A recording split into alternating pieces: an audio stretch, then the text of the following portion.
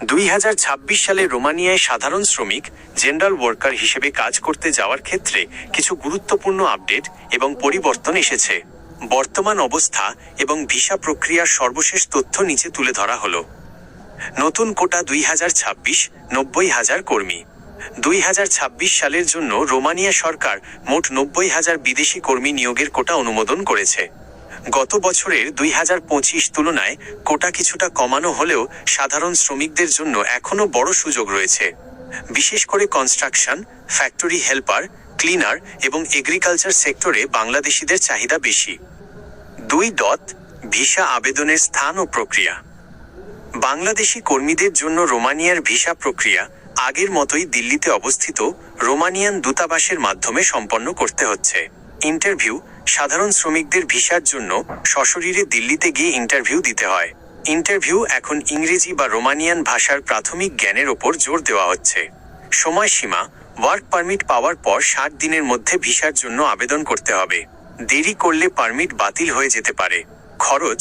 BMET নির্ধারিত সরকারি অভিবাসন ব্যয় সাধারণত 1,65,000 টাকা হলেও বেসরকারি এজেন্সির মাধ্যমে খরচ অনেক বেশি পড়ে। 3. সেনজেন সুবিধা ও কড়াকড়ি। 2024 সাল থেকে রোমানিয়া আংশিকভাবে এবং পরবর্তীতে পূর্ণাঙ্গভাবে সেনজেনভুক্ত হওয়ার কারণে ভিসার কড়াকড়ি অনেক বেড়েছে। সতর্কতা।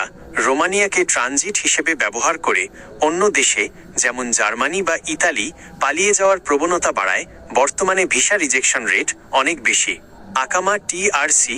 রোমানিয়ায় গিয়ে কর্মস্থল পরিবর্তন বা অবৈধ হওয়ার চেষ্টা করলে সরাসরি দেশে পাঠিয়ে দেওয়া হচ্ছে এবং ভবিষ্যতে ইউরোপের অন্য দেশে প্রবেশের পথ বন্ধ হয়ে যাচ্ছে। 4. প্রয়োজনীয় নথিপত্র। সাধারণ শ্রমিকদের জন্য আবেদনের সময় নিচের কাগজগুলো নিশ্চিত করুন। 1. অনলাইন আবেদনের ফর্ম টাইপ করা। 2. রোমানিয়া ইমিগ্রেশন কর্তৃক অনুমোদিত original work permit.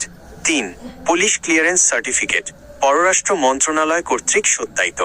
4. Medical fitness certificate. 5. ন্যূনতম 6 মাসের বৈধ পাসপোর্ট। আজকের বিশেষ টিপস। রোমানিয়া যাওয়ার আগে আপনার ওয়ার্ক পারমিটটি আসল কিনা তা রোমানিয়ার IGI general inspectorate for immigration website বা বিশ্বস্ত এজেন্সির মাধ্যমে যাচাই করে নিন। দালালের মাধ্যমে কাজ করলে কোনো অবস্থাতেই ওয়ার্ক পারমিট হাতে পাওয়ার আগে বড় অঙ্কের টাকা লেনদেন করবেন না।